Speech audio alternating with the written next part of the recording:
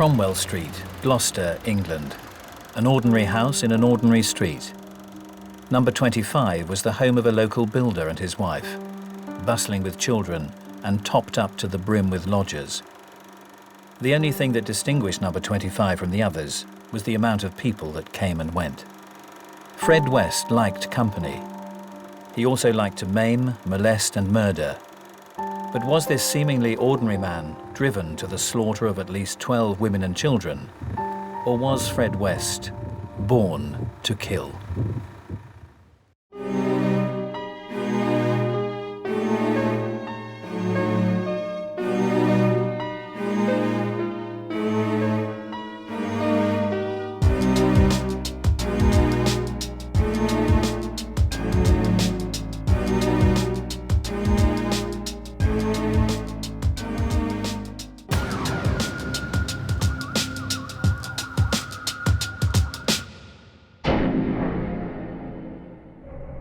Fred West was described by Richard Ferguson, prosecuting QC of the trial of Rosemary West, as a man devoid of compassion, consumed with sexual lust, a sadistic killer, and someone who had opted out of the human race, the very epitome of evil. But who was Fred West?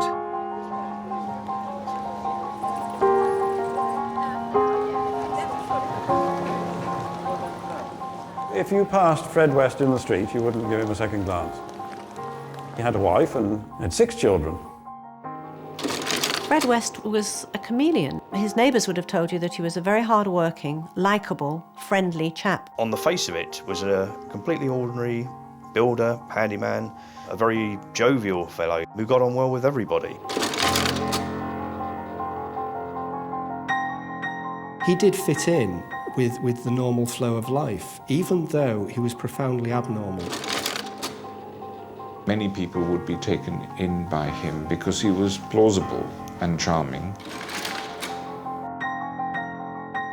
So the last thing in your mind is that he might actually harbour terrible evil. The great mystery of the whole thing is what drove them to do this. You're talking about 2 people who literally plumbed the depths of human depravity. Some people have the ambition to become a great politician, to succeed in the world of art. He had the ambition to succeed in sadistic sexual homicide.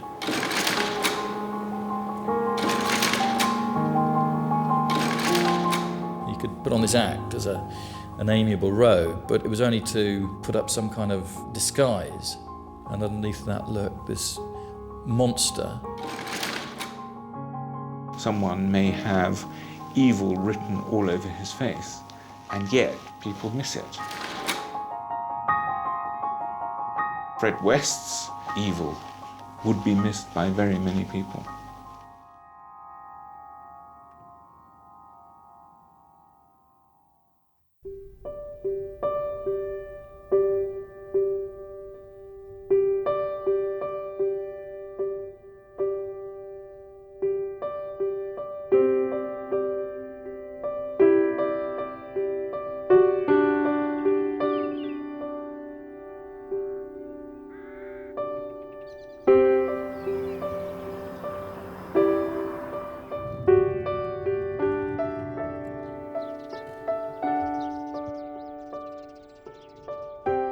Frederik Stephen West was born on the 29th of September 1941 in the rural Hereford village of Much Marcle.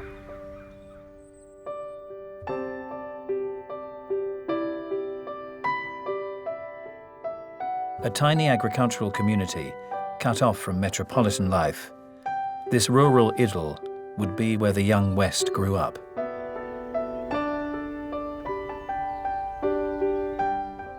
The second of 6 siblings, Fred was a striking child with a shock of curly blonde hair and piercing blue eyes.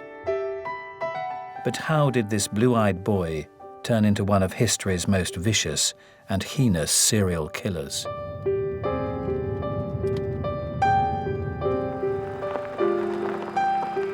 For Frederik West, this kind of landscape, obviously you can see a sense of freedom, and he will have had a lot of freedom, more freedom than most people would have had. But then again, this kind of landscape is also very brutal, and what goes with it is the kind of activities he had, such as clubbing to death rabbits, to watch his mother shotgunning rats, this kind of like physical and very kind of harsh environment. It's widely believed that Fred's father, Walter, was a child abuser, and he seemed unashamed and unrepentant about his behaviour. Fred was very much the apple of his mother's eye, and her love could be described as more than overprotective. Apparently for years they'd been having sort of sexual games together, and the minute he was capable of doing anything more than that, she initiated him. He was also abused by his father. It was a family in which incest was taken fairly much as normal. He was highly sexualized from a very young age, and sex became very much part of his motivation. He would talk constantly about sex. Fred's school career was short and unproductive. He left school at 14, barely able to read and write. His IQ was later measured at just 80. The problem there obviously lies that lots and lots of doors are then closed, and the doors that were open to Fred and his industrious, possibly attention deficit, hyperactive traits would be channeled into things like chasing girls, petty theft, problematic behaviour, little petty acts of violence, and possibly other activities that we don't as yet know about. This would have turned him into a survivor, a lad that would live off the land, crude, get by as I can, get what I can, that he would be like a fox. And he didn't need good literacy skills to survive. He could survive on his wits. Like many young boys, West became fascinated by motorbikes. He saved hard to buy his first machine, but his pride and joy was soon to become a nightmare. On the evening of November the 28th, 1958, whilst West was riding along this road, he collided with a girl riding in the opposite direction. The precise details of the accident remain a mystery, but West suffered multiple injuries, including a serious head wound. He lay unconscious in hospital for 7 days. Like many unfortunate children, Frederik West did inherit certain brain abnormalities from his parents who had problems themselves. This reached a very much of a crescendo on this very road, which not only caused great damage to his body and the shortening of a leg, but delivered a massive amount of damage to his head and therefore to his brain. And the part of the brain that gets the head-on particular damage is the frontal cortex here, the frontal lobe, which contains the elements of what makes us a moral person, that will give you a sense of revulsion if that is a particularly horrific act. Now, for Fred, these were damaged, so someone who was already a little bit psychopathic suddenly had the brakes taken off completely and made him into a real danger to society. Fred's recovery was slow and humiliating. His nose was broken, he walked with a pronounced limp, and now suffered from violent mood swings. He did lose a lot of his good looks. There was damage to his nose and other configurations. And from being quite a charmer and a crudely good-looking lad in the village, he lost a lot of that edge. Fred compensated for the loss of his looks by taking a much more aggressive approach with the local girls. If Fred wanted sex, he effectively would rape young girls in that community. It would have been very much a kind of grab and grope situation, and he tended then, obviously, to use girls for the only kind of comfort that really ever existed for Fred in his entire life, and that was sex and control. One girl Fred couldn't control was Katherine Costello, better known as Rena. She was a 16-year-old prostitute who'd moved to Gloucester from her native Glasgow. Fred married Rena, despite her being 5 months pregnant with another man's child. I think Fred saw in Rena certain elements of his mother. It was a strong person who would control him, and he was put in his place, if you like, for the first time probably in his life by a female. But I don't think he was ever comfortable with her. He was never really someone that he could see as a soulmate. She was really a mother substitute. Charmaine West was born in the March of 1963 and was soon followed by a little sister, Anne-Marie. Childhood for the two little girls was far from traditional.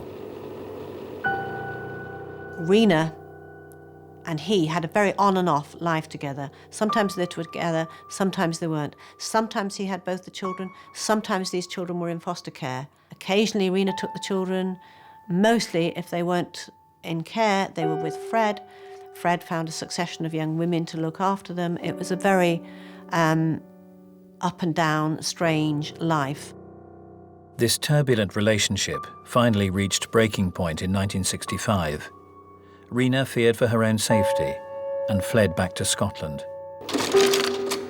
Fred had been happy to let her go, but not the children, and he'd already recruited 16-year-old Anna McFall to act as their nanny.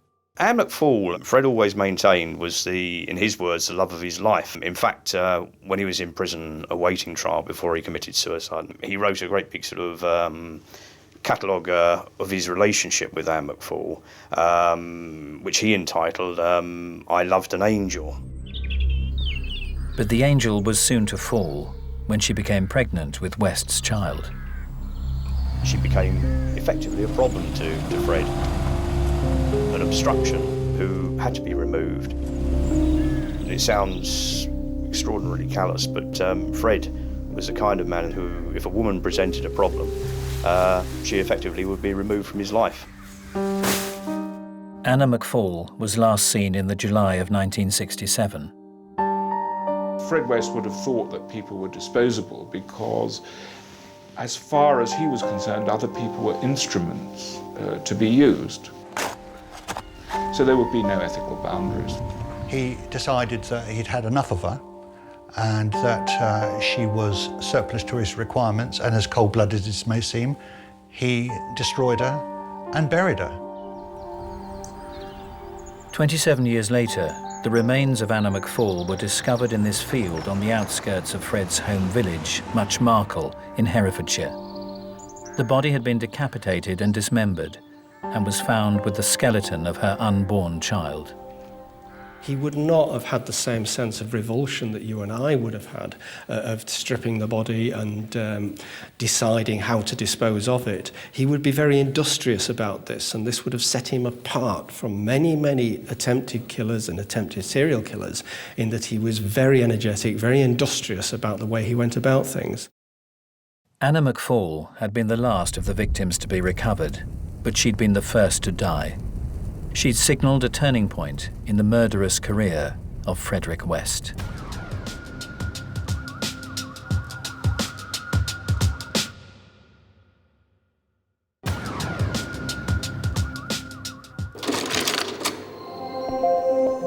Fred West was just 12 years old when in November 1953, a young girl was born who was destined to be his partner in life and in death. The young Rosemary West's childhood was tragically similar to that of Fred. Her mother, Daisy, suffered from both severe depression and the attentions of a violent schizophrenic husband. Her father was very, very abusive to his daughters, and the other daughters wouldn't tolerate it and moved out. In fact, I think the mother moved out at one stage. But from an early age, he would have been having sex with her, and she would be accepting it. The relationship with the father continued after Fred and Rose got together, and in fact, Rose's father would turn up at Cromwell Street even after Rose had 4 children to have sex with her, and then Fred would send her into the bedroom with Anne-Marie. When Fred met Rose, he recognised what one might call a soulmate, and that's why he was attracted to her. They had a kind of interlocking psychopathology and background, so that they played off each other and their fantasies coincided probably.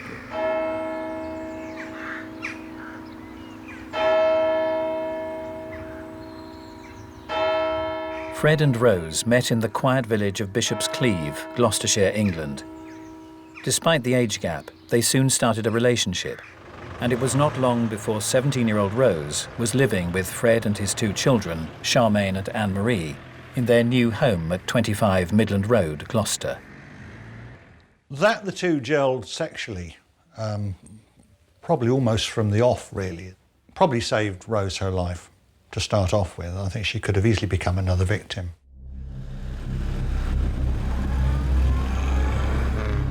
She's using him for what she wants, a little perks, he's driving around in his car, and she's feeling much older. She can tell her girlfriends at school or wherever it is, oh, my boyfriend's older. All the time learning from Fred, who was a willing teacher and enjoying every minute of it. This was the cocktail that was going to start to put the bomb together that would soon explode. Rose was soon pregnant and gave birth to Heather Ann in October 1970. Motherhood didn't come naturally. This was something very, very new to Rose. She was very young. However, she did like children, but possibly not in the way that most adults would like children. For Rose, she'd always had a kind of learning disability and a slight intellectual challenge, and she found it much easier to sort of deal with small children, and she didn't like the kind of conflict of being challenged. So therefore, she would treat children more as kind of dolls, toys. They were kind of still objectified. I remember asking her whether she ever breastfed, and she said, oh no, tits were for fucking, not for, breastfeeding children. So, there was this thing that made me wonder about, a mother's milk. It was something alien to Rose. Rose was a very, very strict disciplinarian for all the West children. Their upbringing was very, very regimented. They were taken off to school. They were never, ever encouraged to make friends in the community. Rose ruled the West children with an iron rod. Tragically, the child that suffered the most was 8-year-old Charmaine. Sometime in the June of 1971, while Fred West was coming to the end of a 9-month prison sentence for theft, Charmaine disappeared. Once Rose had killed Charmaine, then she is, of course, equally guilty. So she could not claim just to be an unwilling accomplice once she's done that. She has to continue. This was, as it were, a shared experience. It is incredibly bonding, but in this case, bonding in immorality, because having disposed of a problematic, challenging child, which might have disrupted the relationship between Fred and Rose, then, as it were, nothing could be ruled out in terms of eliminating other factors that could threaten their relationship. One of these factors was Charmaine's real mother, Rena. She came looking for her child, and that, I'm afraid, sealed her fate, because she could not find... Charmaine was not there. Charmaine was dead. The only solution was to murder Rena. Rena was last seen alive in the autumn of 1971. Her dismembered remains were found in Letterbox Field in Muchmarcle. Anna McFall already lay next door, degraded and discarded by West. For Frederik West, this will have been his little playground. This would be an area he was very familiar with, an area that he probably played in as a child, and it's an area that he can find readily. It has practical reasons. It has a tree, it has a signpost, and it can be found easily. And he'd want that, because he'd want to be able to control these corpses. Even though they were not alive, he wants access. He wants to feel that he can actually be part of this area, and they are part of this area. This is his private graveyard. With Rena out of the way, Fred was free to marry, and he and Rose cemented their murderous relationship in the January of 1972.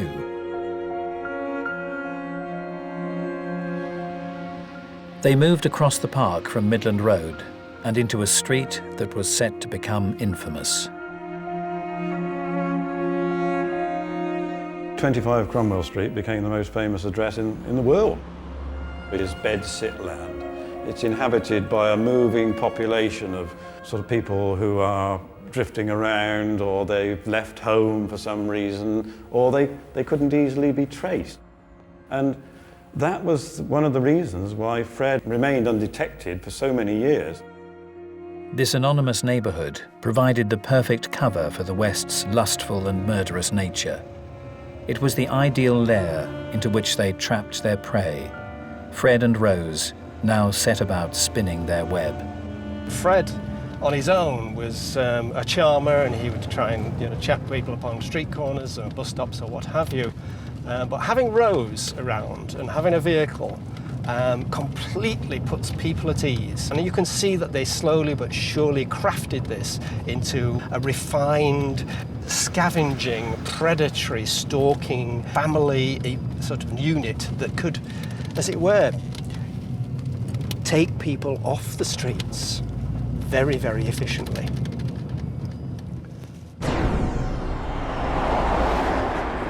In November 1972, 17-year-old Caroline Owens was hitchhiking from Tewkesbury to her home in Cinderford. She'd been on a regular visit to see her boyfriend and was waiting for her usual lift from a friendly telephone engineer. It was then that a grey Ford car drew up and a young couple offered her a lift. She seemed pretty cheerful. She said, "Where are you going to?" And I said, "Cinderford." And she said, "We're from Gloucester, but don't worry, we'll take you all the way back." They started telling me about their family and asked me if I'd like to be a nanny, because they said they had 3 little girls at home. And I was really excited because I'd always dreamt of being a children's nanny. I loved children. Everything seemed quite romantic and glamorous to me. I was going to escape my home and go and live with this lovely family, and it was like a big fairy tale. Within a week of meeting them, I moved in.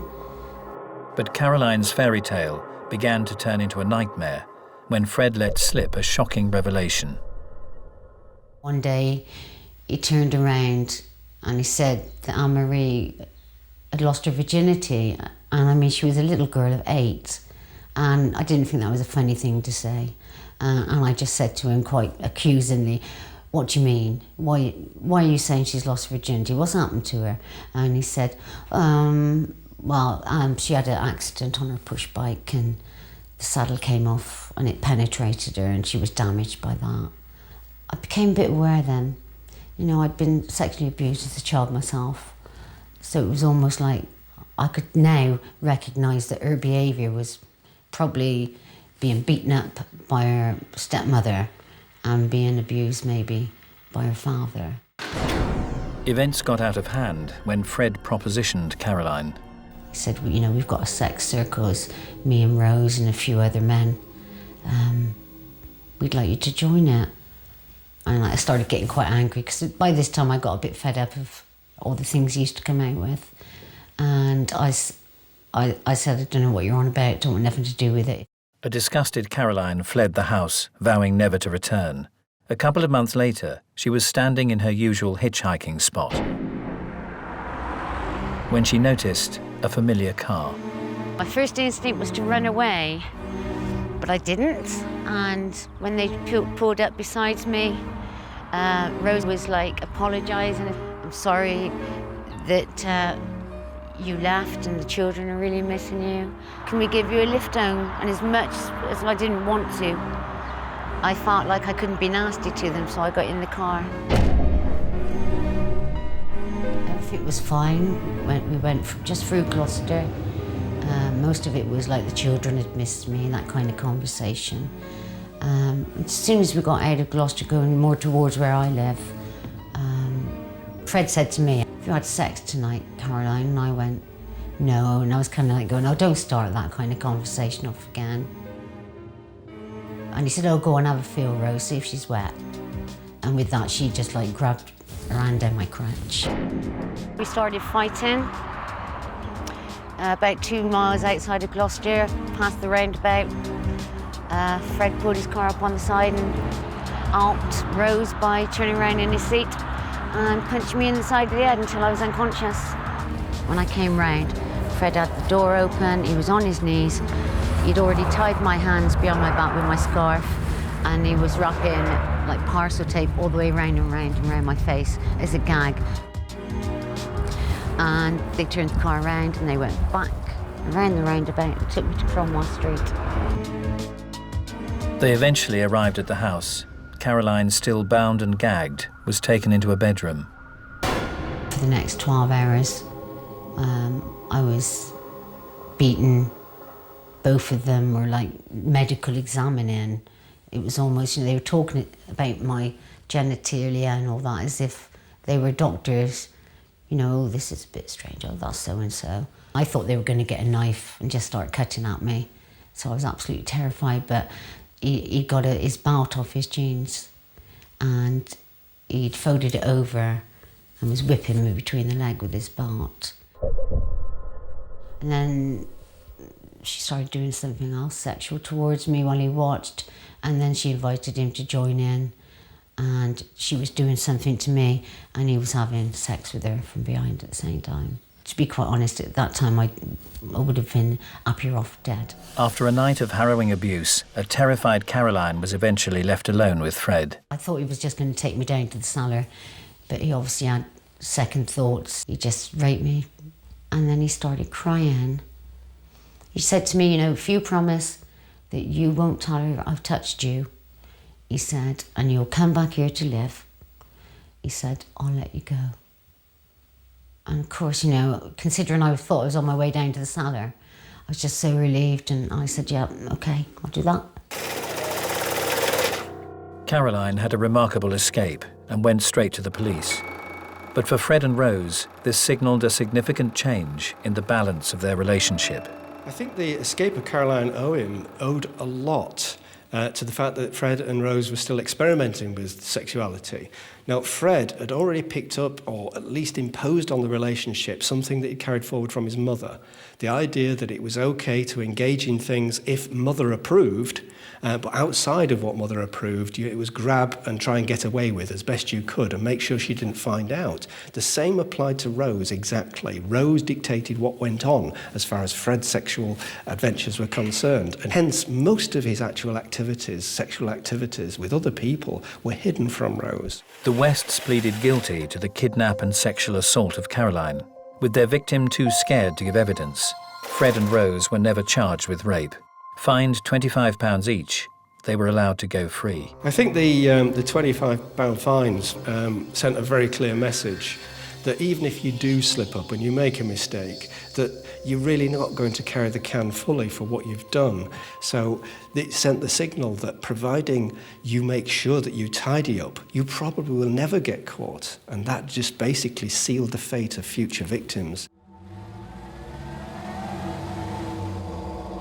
By then they're hooked on this. It becomes like a drug, and then the more you have, the more you need. They have to make a cold-blooded decision. If we do this again, we can't allow somebody to go away because they'll go to the police and they'll come back again. We have to dispose of the bodies. And Fred already knew about disposing of bodies because he'd done it before.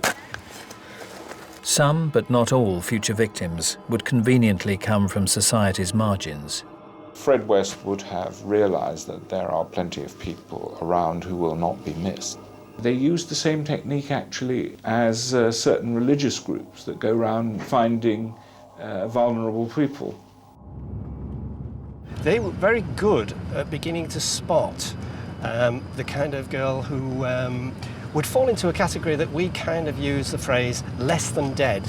In other words, someone, if they were killed, disappeared, they would probably be less missed, less noticed, and a lot less police fuss than the average person, such as prostitutes, runaways, girls of very sort of mixed repute, who did not have very strong family ties.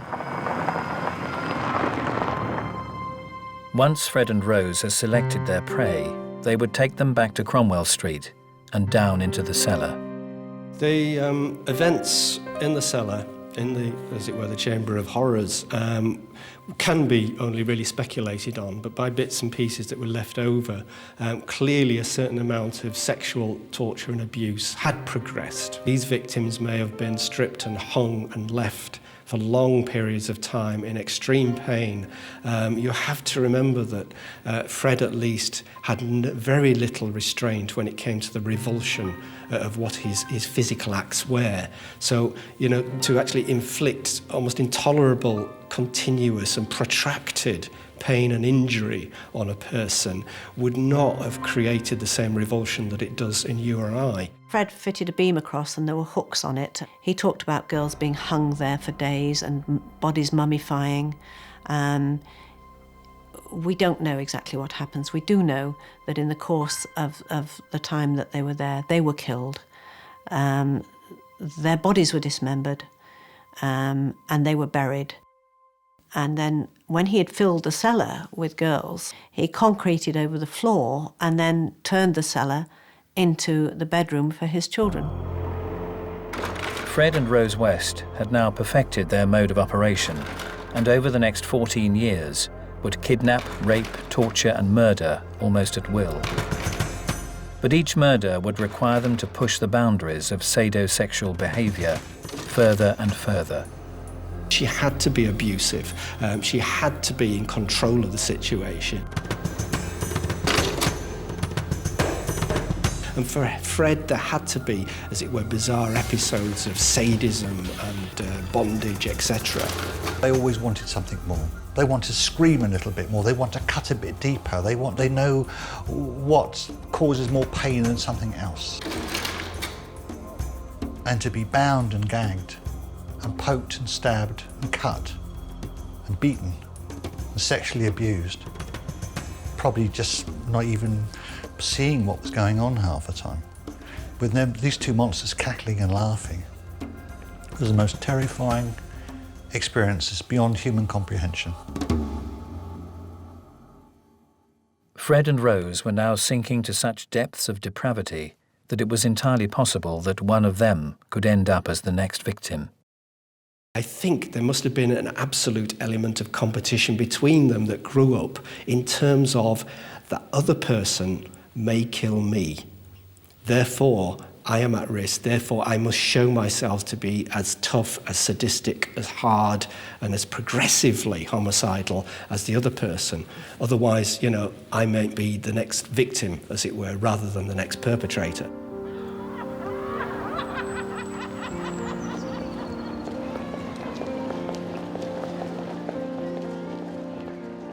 By June of 1987, Fred and Rose's eldest daughter, Heather, was 16. She'd suffered both physical and sexual abuse at the hands of her parents all her life. And now this teenage girl was becoming a problem. She was murdered one day when the other children had gone to school. There's no evidence or belief that she was sexually abused. She was simply murdered and her body was got rid of in the classic Fred West way and buried under what subsequently became a patio. I don't think for one moment he would have even shed a tear. I think that's how cold-blooded this man was. He was disposing, again, of something that he had no further use for. If Heather had been able to survive and continue, she may have brought the whole facade down one way or another, and that could not be allowed. So to some degree, they committed, as it were, a very risky murder, a murder that was done to show that they were in control to the rest of their children, and unfortunately that probably led to their undoing. Heather lay undiscovered under the patio in the garden of Cromwell Street for 8 years. Yet the Wests became careless, and her disappearance had become the subject of a sick joke. Fred and Rose would tell the children, to behave themselves, otherwise they'd end up under the patio like Heather, which was a macabre joke, obviously looking at the reality of the situation. The persistent rumours about Heather eventually reached the ears of a local policewoman. Detective Constable Hazel Savage had always been aware that there were these rumours and persuaded her bosses that that patio was going to have to be dug up. On the morning of the 24th of February 1994, a police search team knocked at the door of 25 Cromwell Street and set in motion an investigation that would stun the world. The murderous career of Fred West was about to come to an end.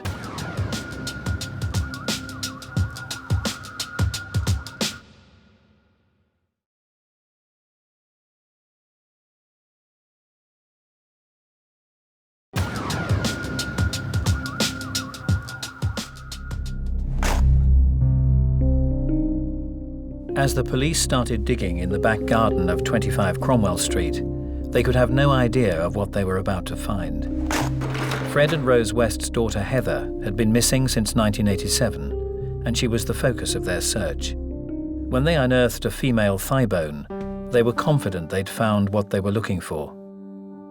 But it fell to pathologist Bernard Knight to break the news to Detective Superintendent John Bennett that there may be more than one body under the patio. And I still remember John Bennett's face when I got down this hole in the garden and looked up and said, either you've got more than one or she had 3 legs, because there were another 2 thigh bones. I think gobsmacked would fit John's face fairly well at that time, because, say, they expected to find Heather. And then I think there were 3 bodies in the backyard. And then, what was it, 6 in the house? Fred West was arrested. Despite the mounting evidence against him, he seemed remarkably unperturbed. He's a 54-year-old man then, he's had a long run. He's got away with it all his life. His mindset is one of, you know, I'm probably caught, but who gives a damn now? Believing it and not believing it at the same time. Not really fully appreciating the enormity of what happened. And it probably took a few weeks before the penny dropped. He probably, went to pick up his coat a few times, thinking he was probably on his way home in a few days because, they found them now and it's not really that important. So therefore, he was actually entering quite a severe sort of state of delusion, where he actually didn't think, that this was that important. Despite West's ambivalence to his crimes, he knew the game was up. He offered to show the police where to dig. He went back to the house and he did indicate certain places where the police might dig in the garden. But he never admitted that there were 6 other bodies under the house. And there was speculation that Fred didn't want to point that out because he was very proud of his house and how he built it and incorporated various interesting features into it. He didn't think the police would go as far as knocking the house down in order to find evidence. But the police did knock the house down. And after recovering a total of 9 bodies from Cromwell Street, they switched their interest to Midland Road, where the body of 8-year-old Charmaine was discovered. A lengthier search of the 2 fields at Much Marcle was to drag on for months, but they were to give up the remains of Rena Costello and Anna McFall. The police now faced the harrowing task of identifying all the victims. Professor Bernard Knight made the startling discovery that the skeletons were incomplete.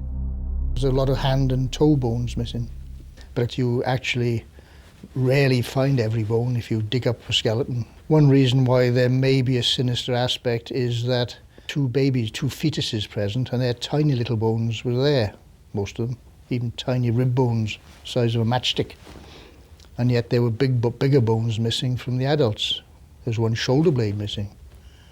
Now, it's a bit difficult to imagine how, if you can get a tiny fetal bone surviving, where's this big shoulder blade gone? Of course, the sensational aspect or explanation would be that they were taken off as some form of fetish, and even cannibalism was mentioned, but I think that's pure speculation.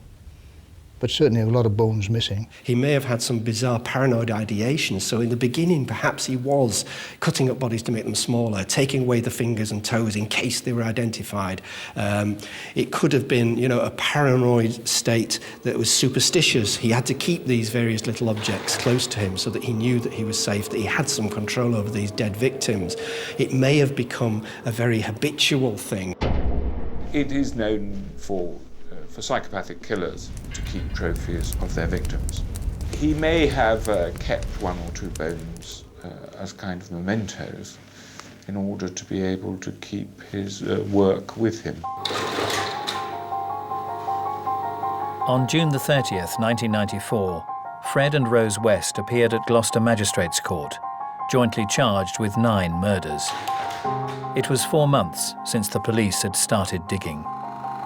Their victims had now been identified as Linda Goff, Lucy Partington, Carol Cooper, Juanita Mott, Shirley Hubbard, Therese Siegenthaler, Alison Chambers, Shirley Ann Robinson, and Heather West.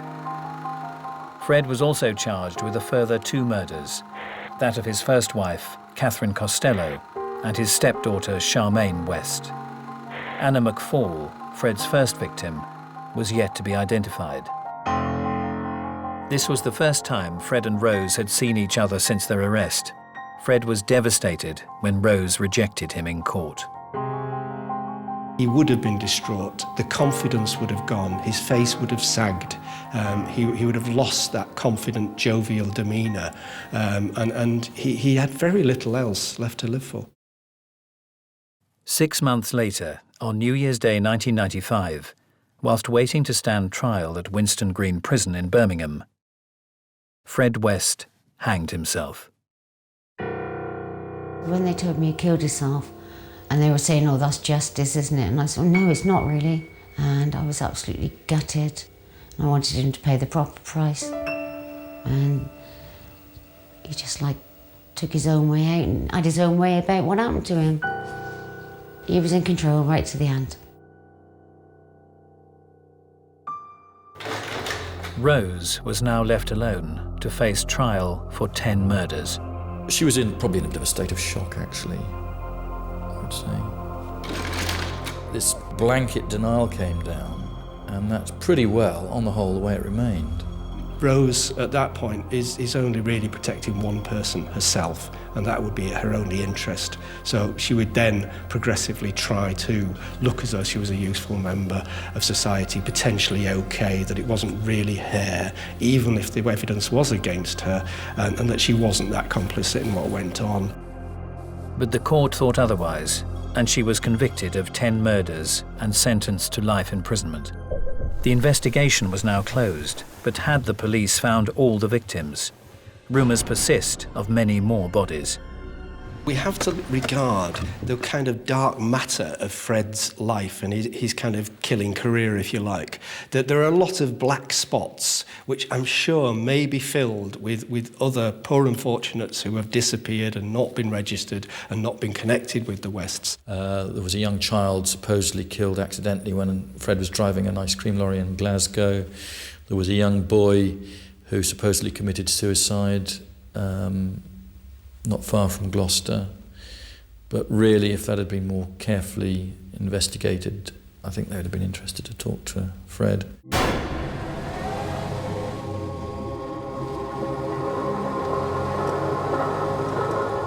It is possible, as we know with personality disordered individuals, that their characteristics, both Fred and Rose, would have eased off, and perhaps their interest in this would have slowed a little as they approached middle age, and as it were, they were going into sort of homicidal retirement.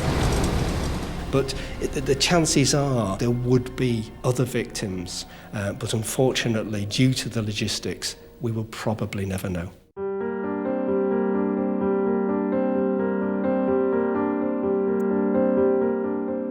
25 Cromwell Street was demolished in an attempt to erase the memory of West's atrocities.